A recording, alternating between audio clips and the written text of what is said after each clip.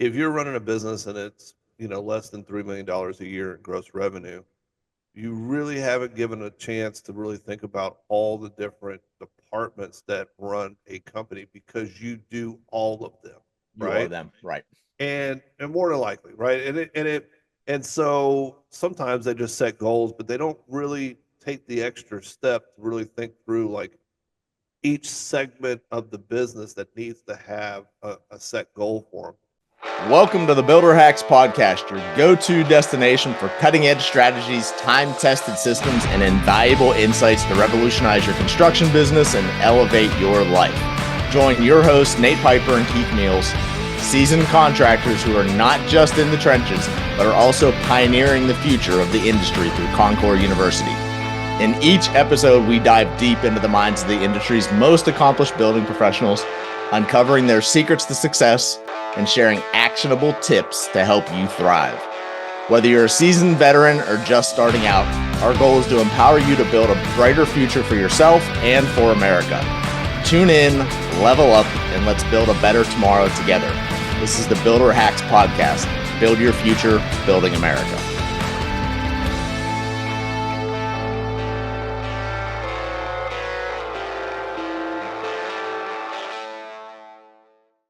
All right, we're excited this week. One of the big things that everybody looks at this time of year, and we're no different than anyone else as far as that goes, is what are you doing for 2025? How are you setting up the business? How do you know where you're going? You got to set that route so that you're going to be running on, set those goals up for the year.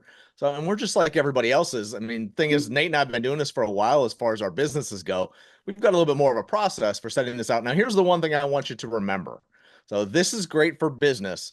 And I also want you, especially if you're someone who's new to this and maybe you don't have a business yet, look at all areas of your life. Because I literally use this piece. I sit down and plan my business, but I also use this in every other area of my life, whether it's my personal life, so whether it's my exercise goals, whether it's my religious life. So all of these things come into play and go through the same type of process. And that's one of the big things is once you have a process, you're able to apply it everywhere. It's one of the reasons why Nate has so many businesses. He's got processes for what he does. So, and he just implements the new widget is what it comes down to. And that's the key is to remember, you can take this and use this everywhere. Of course, we're going to be talking about it in our construction businesses. So, because that's one of the big things that we're looking at right now. We know that's one of the big reasons why you're all tuning into Builder Hacks. So that's what we're going to jump into today. So you want to grab something to write on and something to write with. You're going to want to take notes for sure, because if you implement this, I will guarantee you implement all the pieces in this, your 2025 is going to be a lot better than any of your years have been to this point. So I'd say get ready and let's make this happen. So you ready, Nate? Absolutely. Awesome. So, and it's one of the all right, Nate. So what do you do? So before you actually get started with your goals for the year, so what do you usually jump into first? Well, for me, I always kind of like to dive into myself and make sure that I'm in alignment, right? Mm-hmm. I'm okay that I have my own personal goals. I want to make sure my family's goals are in alignment with my goals. And then I want to make Mm-hmm. sure that all of my companies and my businesses are in alignment with my family goals and my personal goals. And Mm-hmm. so I start that process off of being able to kind of have a couple of weekends where I'm thinking through what do I want to achieve for next year. And I don't try to do like big, hairy, audacious goals for the year, right? But I want Mm-hmm. them to be big enough so that I could strive for them, but not so big that I can't ever touch them, and I can't believe that I can touch them. So but I also don't want to make them so short that I hit it in month one and I have nothing else to go for, right? So for us, we try to start looking at like the company itself, and I start looking at the people and inside the company and how do I help them get to where they want to be. Mm-hmm. And so that whole process starts to unfold. And so we set those long-term goals, and we just did one last week where we were, how do we want to grow into the next year, right? What does that next year look like for us? How does it Mm-hmm. feel? What are we going to be reviewing back and say this year was a successful year? 2024 was a successful year. Now what about 2025? And So, so so with that question, Nate, so you said 2024 is a successful year. So you go back and actually look at what you did in 2024. So yeah, is what you absolutely. is so you kind of start out with that is what you're talking about? Yeah, we have to do a review, right? So I Okay. do I do two reviews of the previous year. I do one in December right before we go into 2025, And then I Mhm. do it again at the end of January or into February, somewhere in those first months of the year, and I do a Mhm. deep dive review. The Okay. one in December is just the checkbox, right? Did we hit this goal from last year? Did we hit this Right. goal from last year? And that helps us kind of like, okay, where is our chart? It doesn't matter if we hit all the goals, but did we hit 80% of them? Mhm. And if we did, then I consider that a success. Okay, so And then that's your benchmark then, is that's my that's your benchmark. goal for the company, is you look to hit 80% of the goals you set out for the year. Absolutely. Okay, Because I feel like if you hit 100% of the goals, you left something on the table, definitely. right? And if you don't hit 80, then you didn't try hard enough. And so there is a distinction there. And I don't know, that's where I like to have that sweet spot Hmm. is 80% of the goals. And so what does that mean? That means we put together maybe 5, 6, 8 goals, no more than 10 for the year. Hmm. And then we see if we can hit them. And we put them in our different categories, right? Like I have a goal for sales. I have a goal for marketing. I have a goal for how many projects we're going to complete. I have a Hmm. goal for how many new people we're going to have bring on to the company, right? Like all of these are growth metrics that we're looking at, but they're in different categories. Right. And then we kind of say, okay, where did we land with it? And So, um, and and I that's been think very that's one of the successful. I think that's one of the big keys for everybody, is one of the things that I want everyone here to realize. You kind of got to dive deep. So it's Mhm. what we typically call as an after action review, and that's what Nate was just describing. So it's, what went well. So did you hit the goal that you set for the year? So, or, did you fall short? So, and then the big thing is, if you fell short, it's taking that chance to look at it and go, all right, why did we fall short? That's it. What could have been different? Was it on us? So what was, well, it's always on us. So what can we have done differently to be able to hit that piece? Or did we just set ourselves such an outrageous goal, and we wanted to get it, but we just didn't quite get there because we set it so high. Like, it's one of the things that I look at, even when I'm the same way you are, Nate, is I tend to push my goals. I don't go for the, way over the top goals. Yet I don't do, like, one of the things that drives me nuts is there's a system out there now called the SMART system. Okay. So, and one of the pieces that's part of that acronym is realistic. So, and I hate realistic goals. So I want something that's going to stretch us in every facet. Yeah. And there's always ways to get there. So that realistic thing is the thing that always catches me when you're talking about SMART goals. So that's why I always say there's going to be goals like you were talking about, Nate, that I'm not going to hit. It's just not going to happen. I don't know which one it's going to be whenever we set them. And, let's look at it, because we may want to reset that goal, or we may want to up that goal, but it's like, what didn't work this year, so that we can go ahead and make improvements to it. And that's the piece to look at. It's not that we failed. It's what can Yeah. be different. That's like the question we always ask, what can be different? So not what did we screw up? So, and then the other pieces when we're looking at that after action review. So I always look at, what do we want to do more of? Those are the ones that you were succeeded. What processes were killing it this year? What did we do, especially if you went ahead and exceeded a goal by a large number? How did Yeah. we do that? So Yeah. what did we implement? Because we want to do more of that, of course. Absolutely. So yeah. And then I And know one of the big things that we also look at too whenever we're looking at that. And I like to bring in the team when we're talking about this, because it's not just about me. It's not just about the management team. yeah. It's about the whole team. Because what I look for from them is, what are our customers asking for that maybe we're not delivering it, or maybe they're asking for it and we are delivering it. Let's make sure we have a hard process around that. Or what are our business partners looking for that we can do better to make their portion of our jobs more effective, so that they're happier to be there, so that they flow better, they make more money, which then, if they're going to make more money, we want to make more money because they're going to be happier when they're going to take care of our customers at a different level. I mean, like, those are some of the key things on the after that I look at whenever we're looking at those goals on the after action side of things. Yeah. When I'm in looking at the after review, Mhm. um, I'm looking at where did we find success, right? Like what did we knock out the park, just like what you're talking about. Mhm. And then in implementing that next thing, I automatically know. So when you're looking at a business, you have peaks and valleys, but it's peaks and valleys in all these different categories, right? Mhm. And the goal is to get more peaks than valleys, right? Always. So it's like, all right, we're crushing it over here, but understand, like, I got to hit a plateau over here. So, all right, I can't just keep crushing over here and all this. There's too much of a separation. So you want Mhm. that when you're doing that review, you're like, okay, so this year we increased by 25%. We did Mhm. phenomenal in this one structure. But Right. over here, we only increased by like 3%. I can't neglect the 25% growth and focus solely on the 3%. I've got to Mhm. find a place in the middle for the following year where it's okay, 25, we're not going to grow by 25% again, right? So Right. where is a good medium that I can land on? Is it 12? Is it 15% growth? Mhm. And then can I raise my 3% up to 9, 10% growth and shorten the gaps between them? Because in doing that, that's where we have long-term success. And so I kind of focus in those areas to be able to say, okay, our admin needs tweaking to be able to support the operations because the operations is growing so fast. I got to Right. slow the operations down, increase the admin so I can have equal support so that the gaps aren't so big because that's where all of the pain of growth happens is when you have these massive peaks and valleys. Agree. I mean, it's definitely one of those things where, and this is one of the biggest challenges I see for people who are new or newer companies.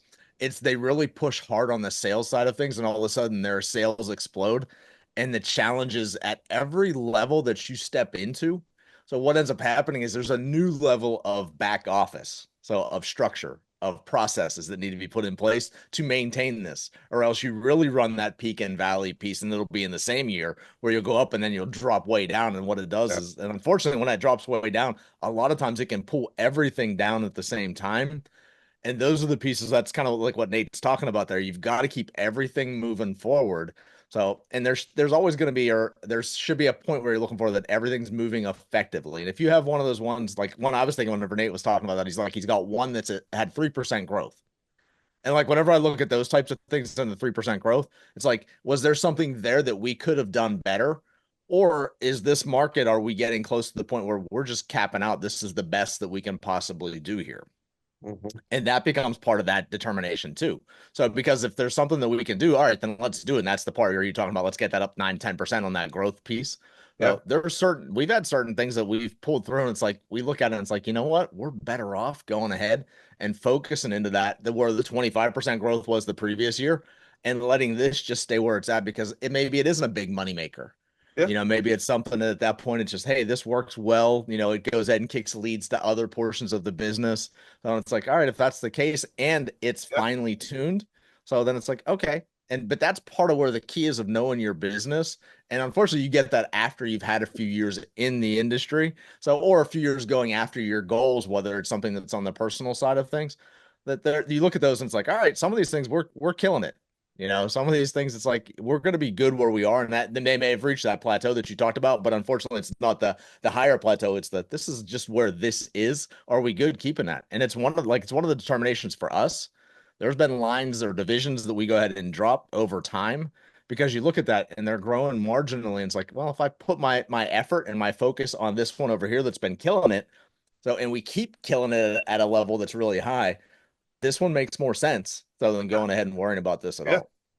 Well, we do that too. And it's one of those things that's like, because we have different facets of the business, there are some things that are less profitable in margin, right? Right. But they hold a significant value for the long term of the company, right? We Right. in a corporate term, you'd use it as a loss leader, right? Where you're providing a service at a low margin capacity, but that low margin capacity turns into another project or an extension of that original project at higher value dollars. So Mhm. you have to look at these things as like, okay, my overall arching goal is to do what? For us, it's ultimate customer service and the lifetime value of a customer. Mhm. So do I mind doing a $300 project for a customer and we're going to make 15% on that $300? Right. That's basically pennies, right, for a Right. company. But I'm not going to eliminate that if it's going to turn into a 4,000, 5,000, $50,000 project on the Mhm. next cycle of the customer, right? So that loss leader that we're doing, you have to take into consideration what does that do for you to get the next customer or um, solidify the relationship that you have with the current customer. And so those are some of the things that we take into consideration when we're looking at our targeting goals and what goes along with kind of like our sales process, things of that nature. And that brings up an interesting point on like whenever you say Nate, because we've run through that cycle a couple of times where it's like we look at some of those jobs like you're talking about, the smaller jobs where it's like it's not in our best interest if we just look at it on a profit basis to go Mm-hmm. ahead and do some of those smaller ones. And that's one of the things that I've told people over and over. I tell my subs that because subs like, why are you doing this little thing? So, and it's like, it's because, like you said, Nate, it's the relationship. It's actually sowing that seed. So, and starting to nurture it to go ahead and have it blossom and bloom into and grow into something much larger over time. And that's usually what happens when you go ahead and perform with those littler projects. When they're ready for a larger project, they're going to call you because you've already done well. Yeah. And it's been like, and I always tell like I have homeowners that we've worked with multiple times, and they'll call me over something really small. Like, we know this is really small. Like I have a homeowner that called me about HVAC, just an annual service. So I Yeah. reach out, I'm like, do you have someone you can send out to take care of the annual service? And I'm not making any money on that annual service at all whenever I send that out Yeah. because their price point on that's so low. It's like I make nothing. But I Yeah. still to go ahead and do that because they've sent multiple projects my way from their own home. They've sent referrals, so, and I know they're going to come back for other projects that they've got in the future. We still take care of it. It doesn't take us that long. Typically, in those ones, we don't oversee them. Yeah. We'll go ahead and send out the guys and something small like that. It's like they know how to do HVAC service. I don't need to go out and check that piece. But it's like those small things we still take care of because what you want it to become, and this is what Nate's actually talking about, is you want anytime that customer thinks about anything for their home, that you're the company in mind. So, or you're the person. So, whenever it comes down to that. And that's what goes ahead and builds brand because now you take care of them. And that's what you want is you want that relationship built. Yeah. It's what they want. It's what everybody wants. You Right. know, whenever, I've got a doctor. Everybody's got a doctor, primary care physician. Mm-hmm. And, he takes care of me. I'm a big guy. He's a big guy. Right. And every time that I go to talk to him, he's always giving me the things that he needs as a doctor for me to do to help be a better client. But I'm not going to go anywhere else because I built a relationship with him, Right. right? I want my customers to build a relationship with me. I want Mm-hmm. my customers to build relationships with my project management, my trade partners, Right. my entire company. I want them to build that relationship so that whenever they have a problem, a need, a question, we're part of that. We're a part of their journey, and that's just part of what's inside of our company and our culture. But that's what people should be thinking about. Now, on the flip side of this, I don't think that you should have extremely amounts of low volume work in Right. the efforts for having that. So we put kind of like a cap barrier, right? Where we Mm-hmm. look at like how many of these loss leaders are we actually going to do Right. for the year? Or where is our threshold for loss leaders so that we can make a bounce? Because if you focus solely on loss leaders to be able to create things, then you're going to find yourself in a different position. You're going to find yourself in that position of, oh crap, I'm way Out of under, business. I'm way Yeah. under my profit margin. I can't pay Right. bills, right? So that's part of the strategic planning is being able to say, okay, I'm going to be able to, accept X amount of loss to be Mm-hmm. able to gain customers. And then what is the percentage of high value, high profit customers that I get off of this low value piece, right? So if you put a cap on it and you say, for instance, for us, I've got a higher cap because I have a higher profit margins that we make on the back end. But let's say I'm going to give round numbers here. Let's say that we do $100,000 in loss leader Mm-hmm. projects. And we Right. say that's kind of where we're going to be. And once we get over Mm-hmm. $100,000, we're not going to accept them, but on special occasions, right? Right. Past customers, you know, specific instances where we need to be able to cover or help or protect. But that's kind of like the cap. But of that 100,000, can I make $1 million in revenue? That's the goal, right? Can I 10x it, be able Yep. to hit a higher percentage where I have higher profit margins? And Mm-hmm. so there's a And formula for you guys. and the big thing Nate talks about there, and this is one of the things that you've got to be able to track back out, because the challenge is if you're doing those loss leaders and you're not tracking which ones of these that we did as loss leaders Mhm. to see what comes back through on the back end. So if you Yeah. don't know what that is, the challenge is you may do $100,000 in loss leaders that turn into, $50,000 in bigger projects, which then you have to go ahead and You're ask upside yourself, down. does it make sense? Right. Yeah. But that's one of the biggest pieces. And I know a lot of people who are in this industry, no matter whether you're a contractor, so whether you're a tradesperson, so a lot of people don't look at those pieces, and numbers and data are your biggest friend, especially when you get to doing goals and things like this. It is the indicator, because without the data, A, you can't do the review. B, how do you set next year's stuff? So it's literally you're putting a wild ass guess out there is what it comes down to. And that's never a way to build a business. Well, I think most people try to build the business off of uh, just feel goods, right? Mm-hmm. Where they see somebody in need and distress and they're just like, well, we'll just help them. And then the next one, and then the next one, and then the next one. And all those low volume, low percentage margin projects put them in a position where they can't really help themselves at the end of the day. It's kind of like that mask that falls down in the airplane that you have to watch that Yep. video every time you get on an aircraft. Same kind of thing. It's like put your own mask on first and then help Right. others, right? So you can't Exactly. help others if you haven't helped yourself. Mm-hmm. And I think that's the biggest thing that I would say that, especially for contractors, whether they're just starting out or they've been in the business for 20 years, you really have to focus on the numbers and the data and the profitability of your company. And it's part of the biggest goal setting piece that you have to make. I remember back when I opened up a business, I guess this was 8 years, 9 years ago. I day one, I walked in, we didn't have we had one employee and no trades and nothing. And I wrote $2 million on the board. That's what we're going to make in 365 days. Right. Now that's a big, hairy, audacious goal. You know, Mm-hmm. we For did two not hit people, 2 million. yes. Uh-huh. Yeah, we didn't hit 2 million, Right. but we didn't go through the whole process either. I just put Mm-hmm. a number on the board. Now, what it did do is it made a stretch to try to get there. And I Right. think we did $1.4 million that year. Year one, Mm-hmm. coming out with no backup, no plan, no customers, nothing, just knocking on Right. doors and going for it. It was a good business, right? But we worked it and we were trying to get there. What I found out, what I discovered was that two things. One, you can't just make that big, hairy, audacious goal without having some kind of map to get you there, right? Right. Because we had Of course. a little sketch. You got Mm-hmm. to figure out what you're making, what your dollars are, Mm-hmm. and you can't burn out your people trying to get there. Right. Because what ends up happening is you're pushing your people to hit a goal that you never even had any kind of data supporting that you could even make Right. that. You pulled it out of thin air. And that's the last time I did that. But And it's one of those pieces I've been down the same road, Nate, as far as that part goes, setting those yeah, numbers, and it's like you don't have the plan that goes behind it because it's like, oh, that's going to look great. And like one of the biggest, like we as business owners, we go ahead and set revenue numbers. Typically, is what we go ahead and set.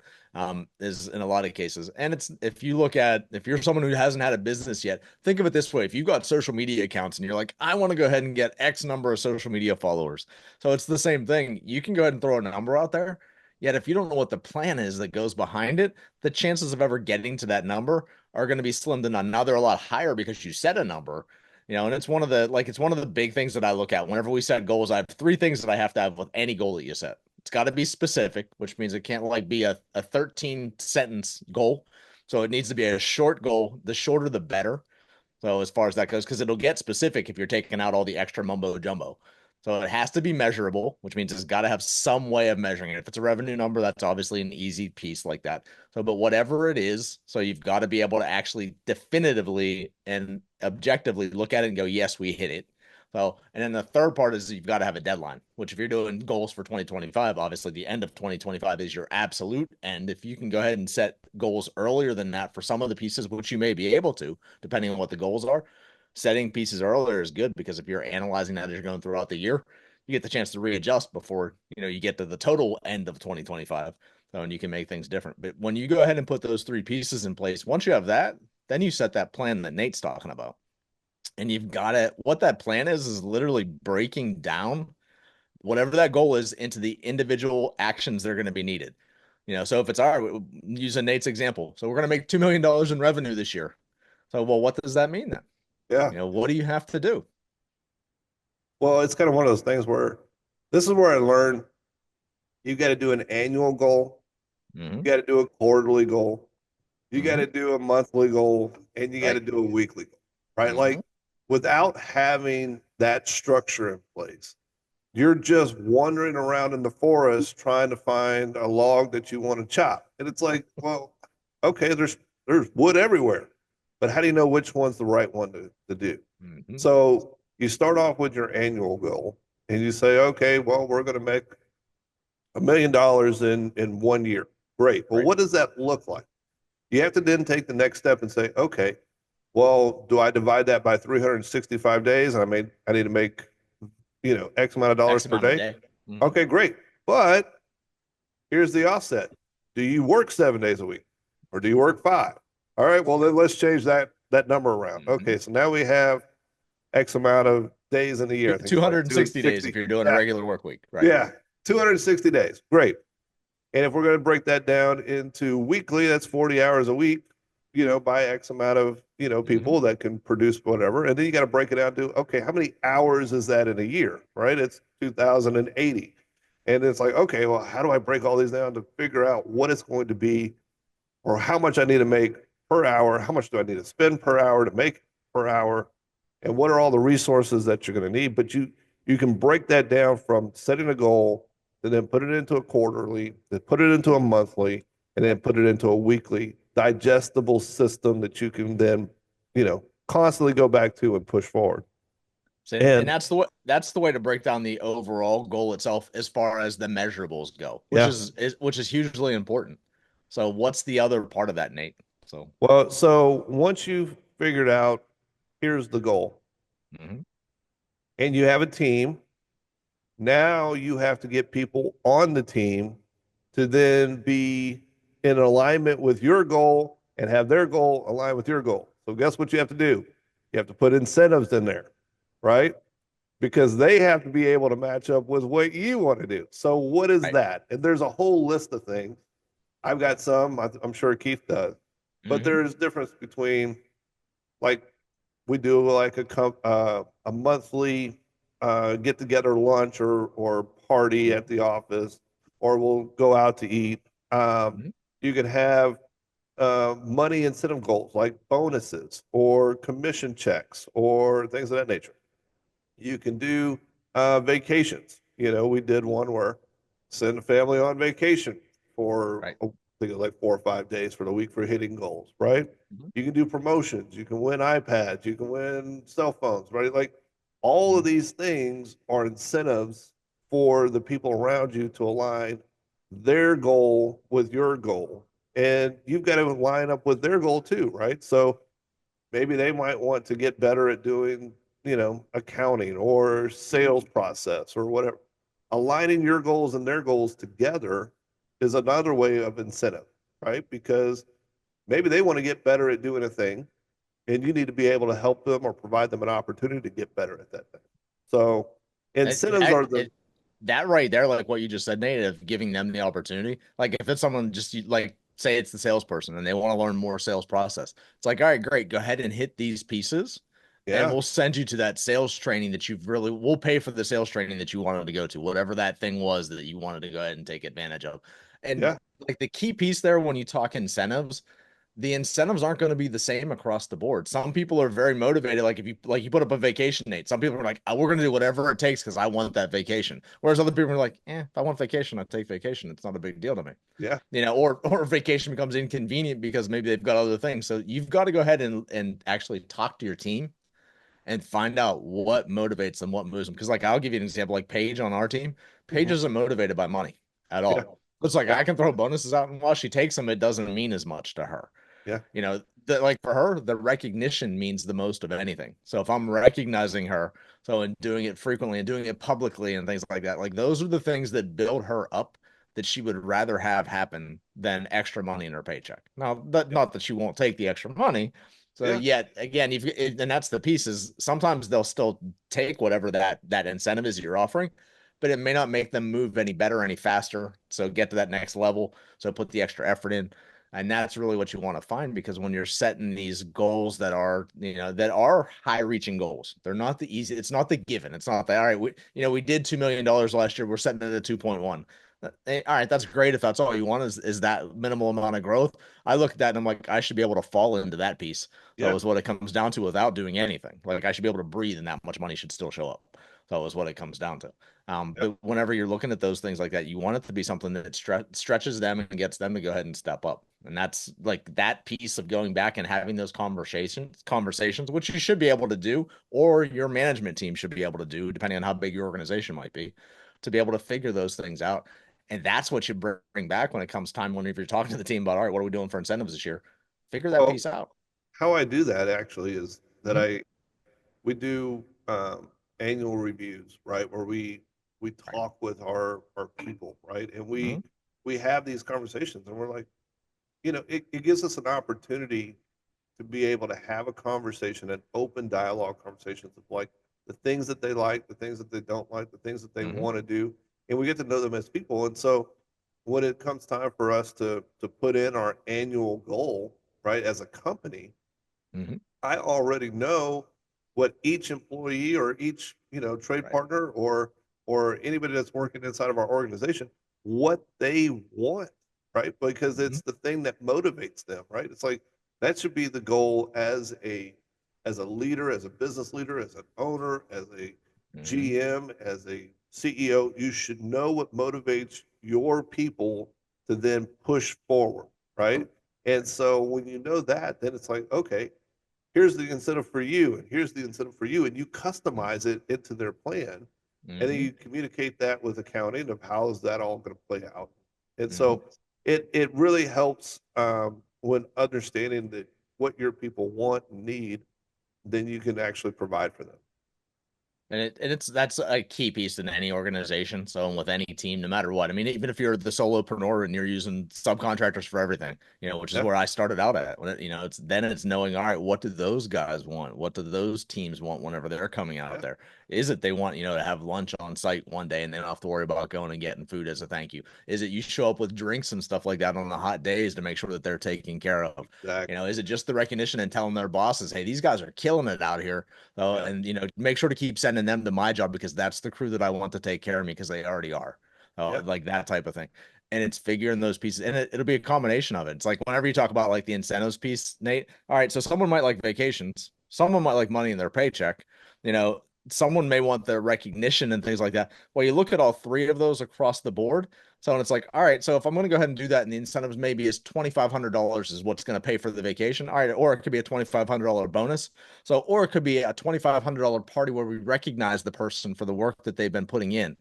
So either way, like when you're working with accounting, that's the way to go ahead and set it up. Is this yeah, is what we've got for the budget on whatever this incentive is, and whenever you put it out there, you can actually put it out there as this. These are the incentives for this. This is going to be one of these, and it's going to be dependent on whoever wins. So yeah, whatever they want to have is what they're going to go ahead and get. So you get a choice. So yeah. that way, whenever you put it out there, everyone's motivated, everyone's driving after it. So, and then you go ahead and figure out how you're going to go ahead and take care of it for the person that is the key person, or if it's everybody on the team, everybody gets their choice of whatever that might be. So Yeah, I type try of to thing. do it all before the year starts, right? So Mhm. it's kind of like right now in this time period, it's like as I roll into doing the annual planning for the company, Mhm. and then once we kind of get those goals kind of outlined for 2025, Mhm.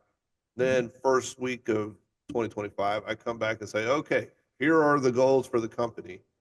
Right. Now let's do our individual incentive goals, and here are the options, and kind of outline it and be like, here are the Right. benchmarks.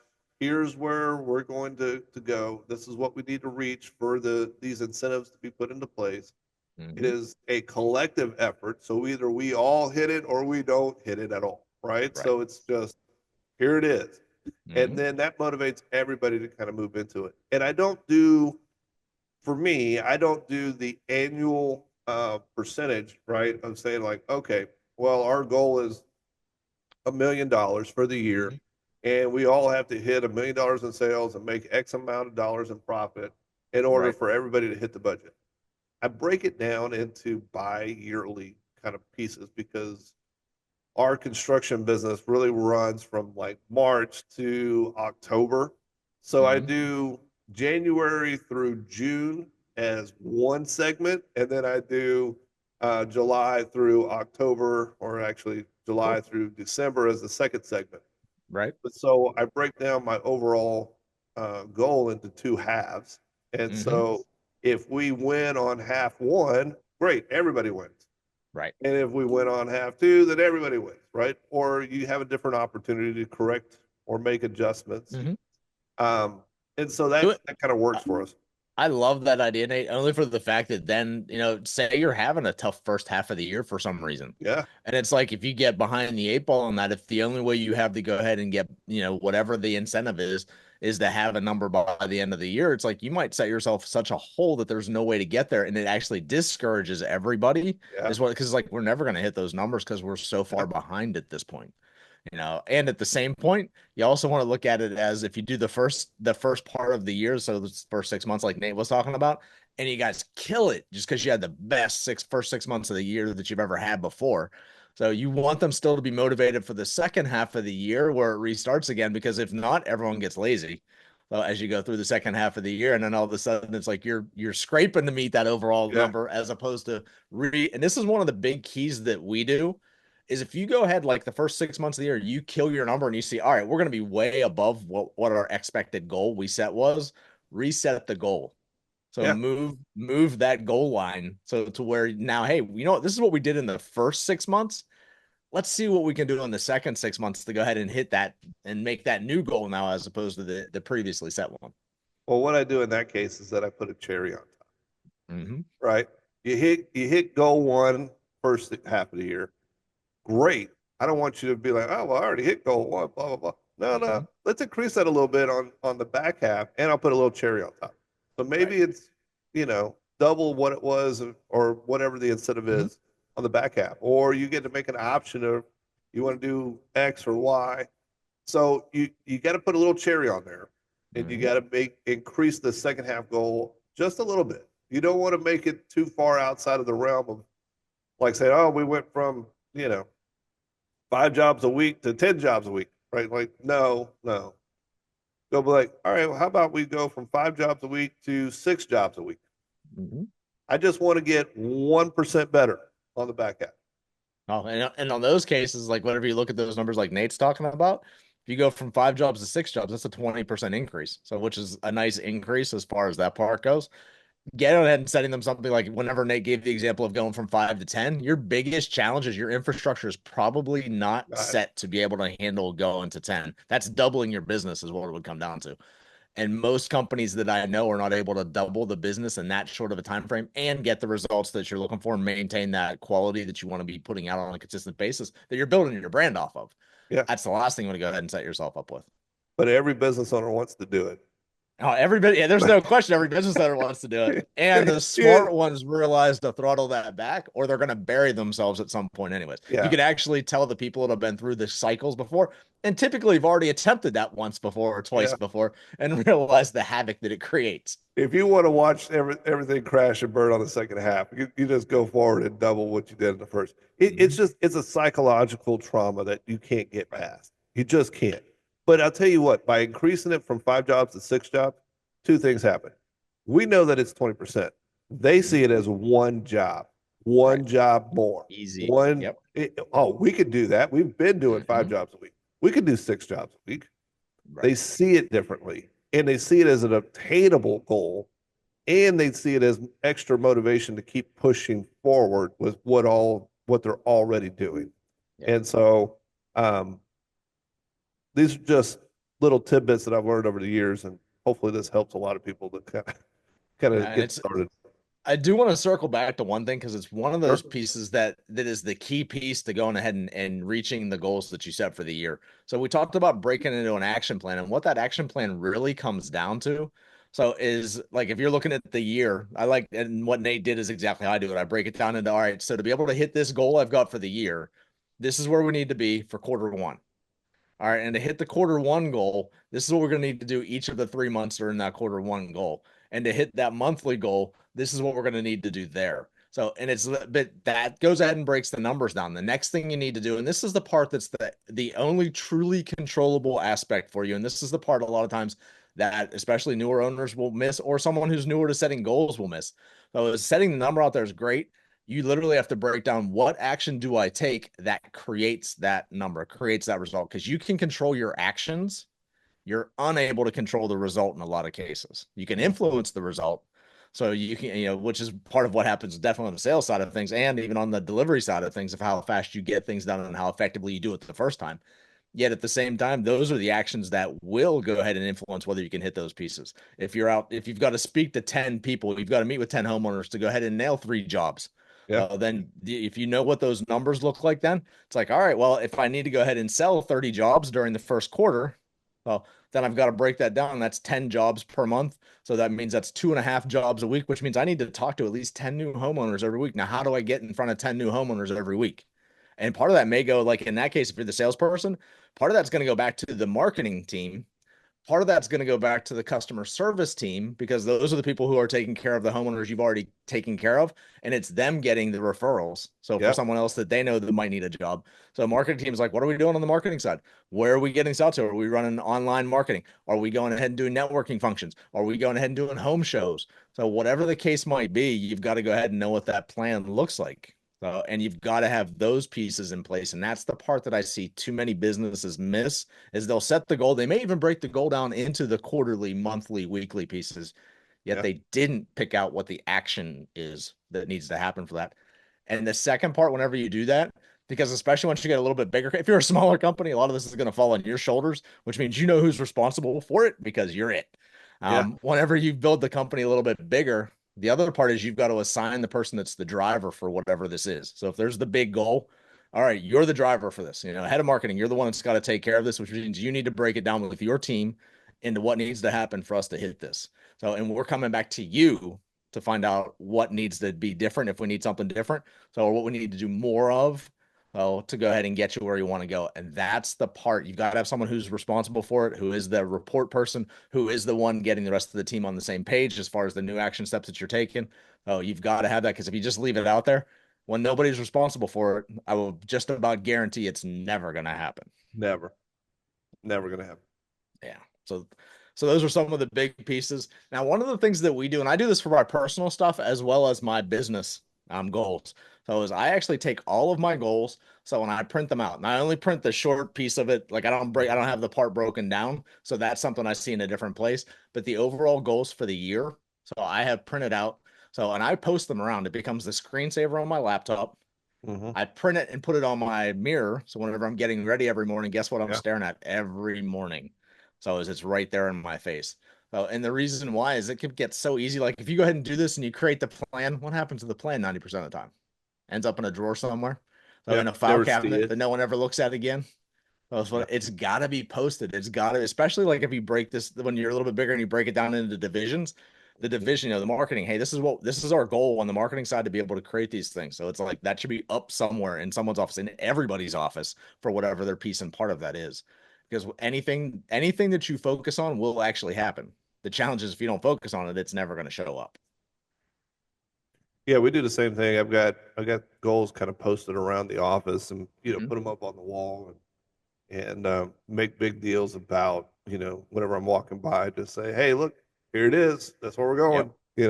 And it doesn't. I think there's a subconscious piece that kind of goes along with that really is powerful, where when you're constantly seeing what your goals are, then you're constantly reminded of like what is it that you're supposed to be doing next.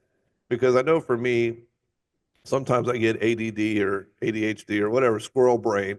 And it's like, oh, I want to do this. I want to do this. I want to do this. And I got to bring myself back to, okay, here's what you said. Here's where you said you're going. This is what you're doing.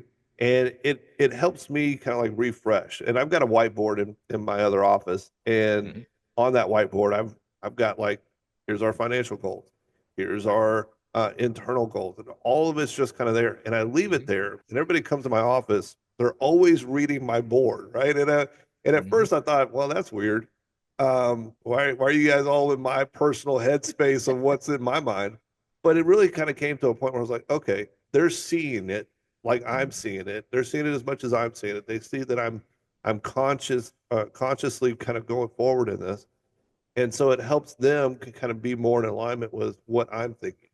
And so I encourage everybody, print out your goals and put them in these places and put them in places Mhm. that you can see and kind of go from there.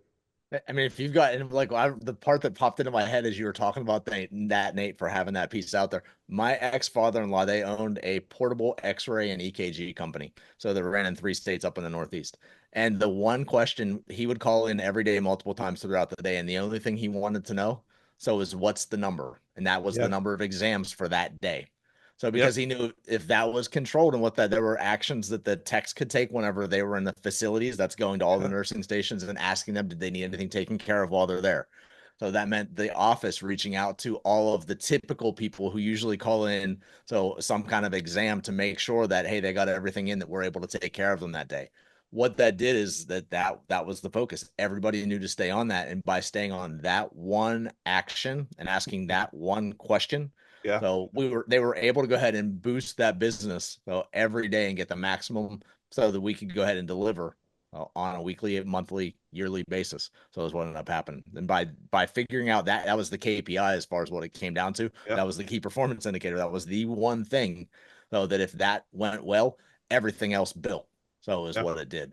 And finding those pieces for your business or for your division, so whatever it may be. And unfortunately, if you're a solopreneur or you're someone who's got a very small team, You you got may have all of it. multiple of these things to go ahead and have to hit. So in Yeah. the same day as the same focus. And those are great questions. Those key trackers are good things to keep up in front of you.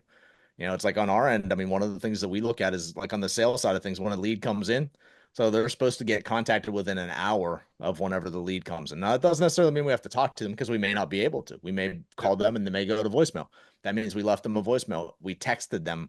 So the next thing, the auto email sequences go out. So with, hey, here's the next steps, and those already started going.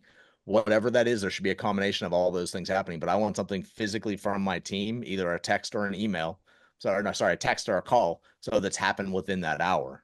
Yeah. So, and it's big. And I know whenever that happens, we've got a much higher likelihood of that person at least talking to us on the phone to do the consultation first before Yep. we go out and do a site visit. And we can go ahead and that's our chance to go ahead and check to make sure they're a good fit for us, that what they're looking for is going to align with us. And then we go out and then do the actual thing that takes a little bit more time. So and get to know them a lot better.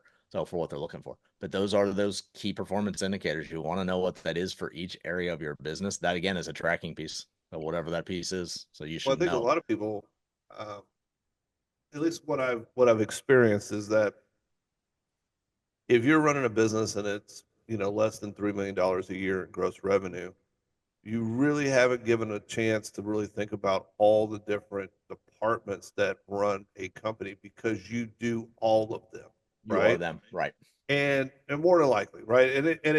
And so sometimes they just set goals, but they don't really take the extra step to really think through like each segment of the business that needs to have a set goal for them. And so when we're doing our, annual planning and we're going through this, it's not like something we do in an hour, right? This is something that we do over a 2 day period Mm-hmm. where it's 8 hours a day and we dive into each thing and we look at, okay, what do we want to do here? And we do that because it takes that much mental focus and it's probably the most important thing of the year that I'm going to do. And so I want to make sure that I have a clear mind. I want to make sure that I process everything. I want to make sure that I'm reading it appropriately. I want to make sure that I'm not trying to do it or rush through things. I think that's another thing that most people do that is a challenge is that they rush through it. They just think it's something else that they have to check off the box. Right. And those are the people that never hit the goals that they set. And they're always miserable because they're not in alignment with what they're trying to do. And Right. so I want to make sure that I encourage everybody to take the time to do the deep dive because even if it's on the weekends, even if it's a Saturday, Sunday, and you're doing it by yourself, Mm-hmm. you now have spent that time to outline your next 365 days. And in doing that, you are going to have a higher rate of success just for spending those 2 days that will impact the other year that you're going to go through. And so It's one of the like, and Nate, you said spent. I would actually go ahead and change that to invest that time because it That's truly is an good. investment, is what it Yeah, comes down to. And when absolutely. you view it as an investment, you'll typically go ahead and take it a little more seriously. So Yeah, because unfortunately we all spend time every day, and yeah, sometimes it's spent well, sometimes it's not. If you invest it, and that's what it is for it is. especially for your business. Yeah, So it is an investment, and it's if this is for you in your personal life, it's the same thing. If you're looking for certain things to happen in your life, so invest that time because that's how you create the success. So hmm it's by looking at taking the time that Nate's talking about, because after you create these pieces, after you've taken the time to make sure it's the right thing. So for you, for the business, for the team, so for you personally, if you're doing personal goals, so those literally, as far as I'm concerned, become the guiding light of what happens in the next 12 months. yeah, And what ends up happening, like one of the biggest things Nate was talking about earlier, those squirrel ideas that come run through your head, which and we as entrepreneurs have all the time, multiple a day, most of the time. So whenever that happens, the one question I go ahead and ask is, hey, does this, whatever this new idea, move us closer to our goals that we've got set for the year? So, or is it going to distract us and pull us away? If it's yeah, moving us closer to those goals, great. Then that may be something we want to pursue and add in and figure out a way to go ahead and maximize. If it's something else that's going to pull us away, especially like all those new ideas, new product lines, new areas that we can get into, yeah. best thing to do if it doesn't move the goals right now into that is go ahead and record it somewhere. Like I'm a big fan of mind maps. Nate knows that. So I use mind maps for everything, and I've got a running one of all the ideas that pop into my head. So, and I keep adding to that, and at some point, so some of those pieces come off of there, and at some point, after I go back and look at it later, I'm like, yeah, you were freaking crazy thinking about that. I don't know what was in your I don't mind. know what you're doing. You know, Exactly. I did the same thing. I use Apple Notes, and Yep. I've got tons of Apple Notes. But that's where they live, because if not, then I'm spewing them out, Right. and then we're trying to chase those things. But I Mhm. bring them out like the day before we're going to go into the annual planning meeting, and I Right. read through all my notes, and I Perfect time. go, "Hey, that was a good idea. We might want to Mhm. implement this." Or I'd be like, "That's garbage. That's garbage. We're never going to do that." No, like 98% of them, I never even bring to the annual meeting, Right. because they were moments in time that were just ideas. Mhm. And then the 2% that comes in, they might have some substance. And so in doing that, and bring it to the team and say, hey, what do you think about X, Y, and Z? Or what do you think about this one? And then I get their feedback. Usually it's like so far out of left field that they're like, I don't even want to touch that thing. And then, and me being me, sometimes I'm like, well, we're doing it anyway. So get on board, Exactly. You may think it's crazy, but get on the crazy train because here we go. because here we go. So um, I enjoy my annual play meetings. Like well, I'm going to get off topic for a second. Um, my personal planning stuff I do every 2 years, right? But this is for me, but for me, I'm also thinking about the company. I'm also thinking about my family. I'm also thinking about me personally as an individual. I'm thinking about my health and my mental acuity and Mhm. all the things. I do that for myself, every 2 years, right? And I set those 2 year goals for those things. Mhm. And I think people need to set their own individual goals. And in doing that, they can really kind of hone in on their business goals and where they want to go. No Because question. if you don't know where you want to be personally and you're just chasing a company goal, then you're never going to be in a happy state of mind, because you're always chasing something that's not for you. So I think it's important for everybody to spend some time on their own personal stuff. Well, and I agree as far as that part goes. I know Nate actually takes a trip whenever he does his, and he goes. Well, I know the last one was walking through England, Scotland, Yeah, I Ireland. walked across England Okay. from shore to So shore. he did that for what, 2 weeks? Yeah, it was about a month, Oh, but about a month. Okay. yeah, but it All right. took it took about 17 days to go from one side to the other. Okay. So like for Nate, that works out really well. And obviously Nate's got his businesses set up that he can be gone for a month and it doesn't go ahead and affect his businesses, which is where most people own a business like to be. Yeah. Because if you're not able to do that type of thing, you truly don't own a business, you own a job.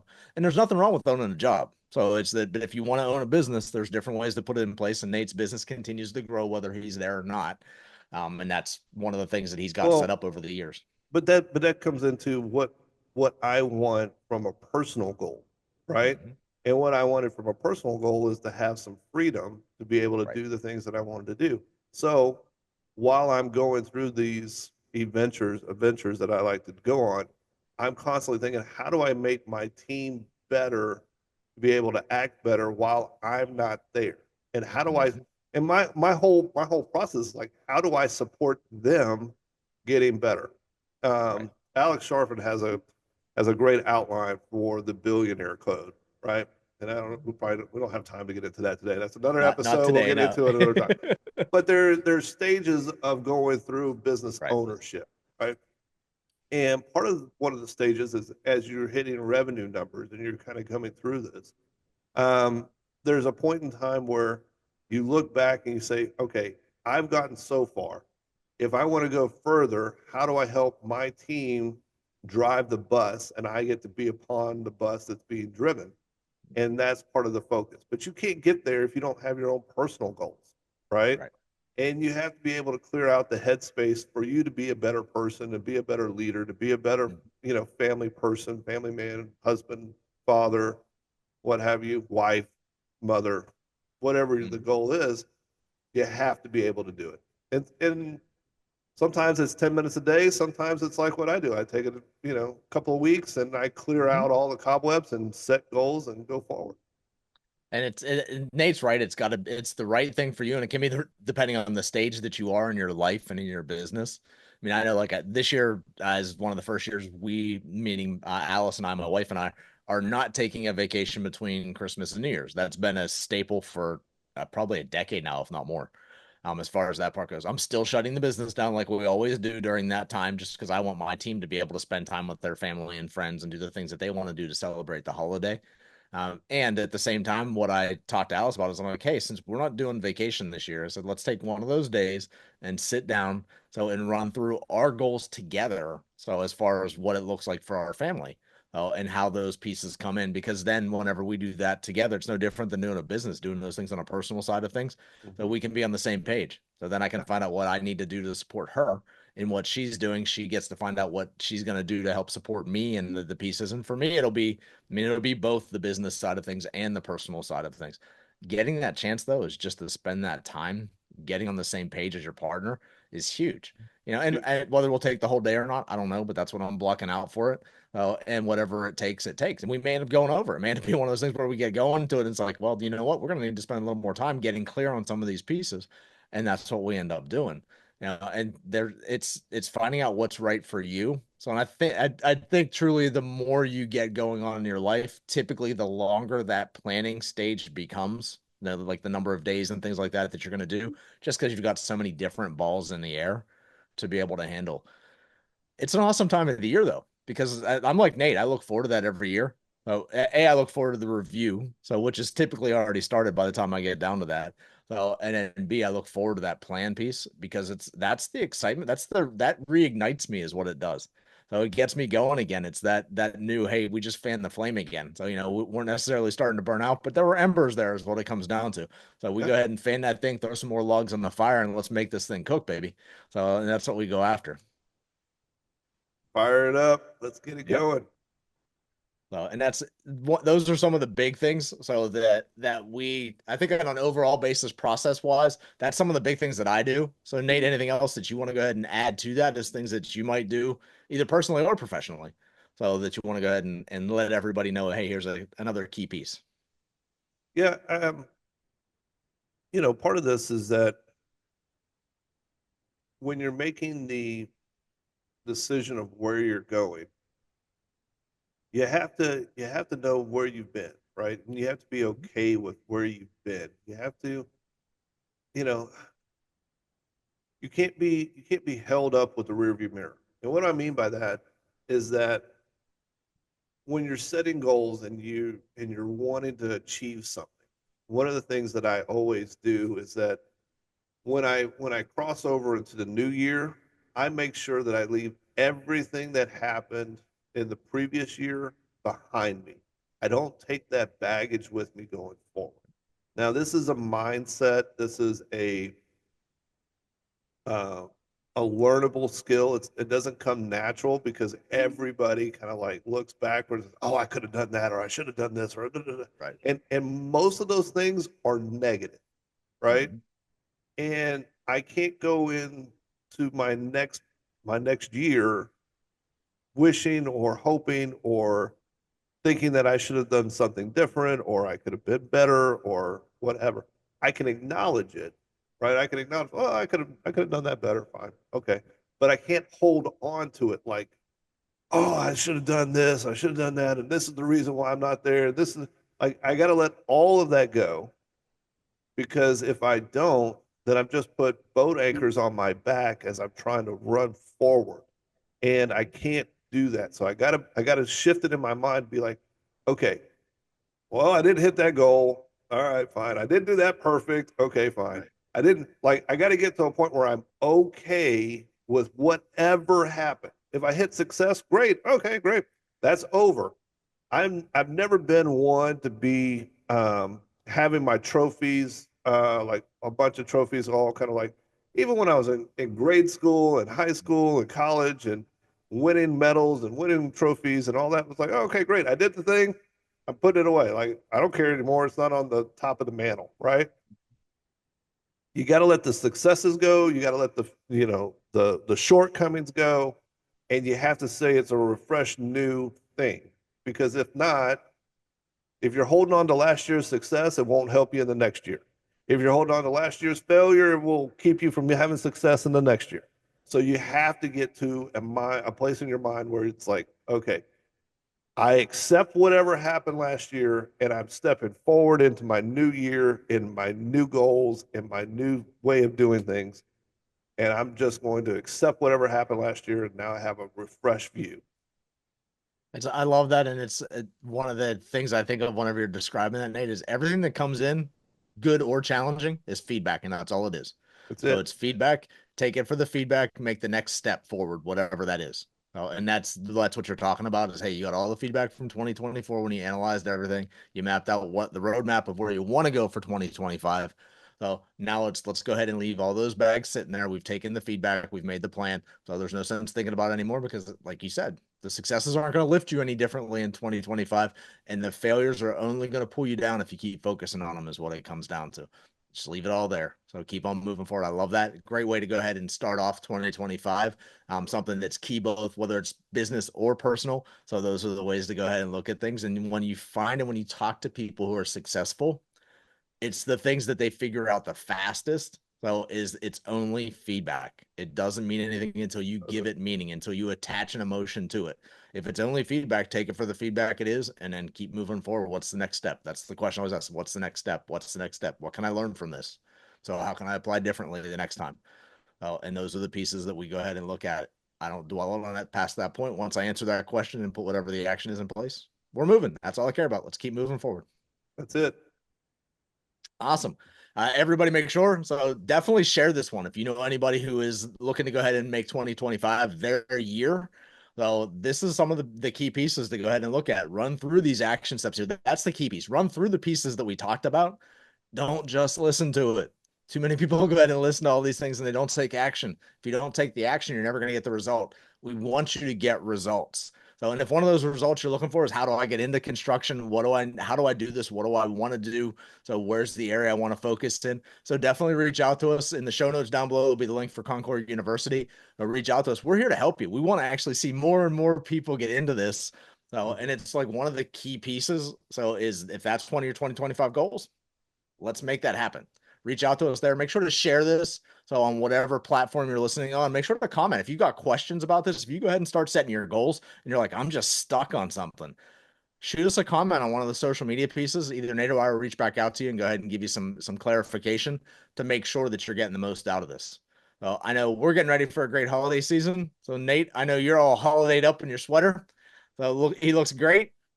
He's all ready for the holidays. He's got a vacation coming up with the family, so he's gonna have a blast with that.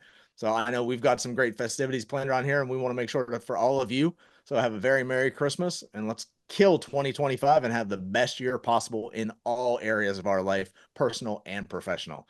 Have a great one.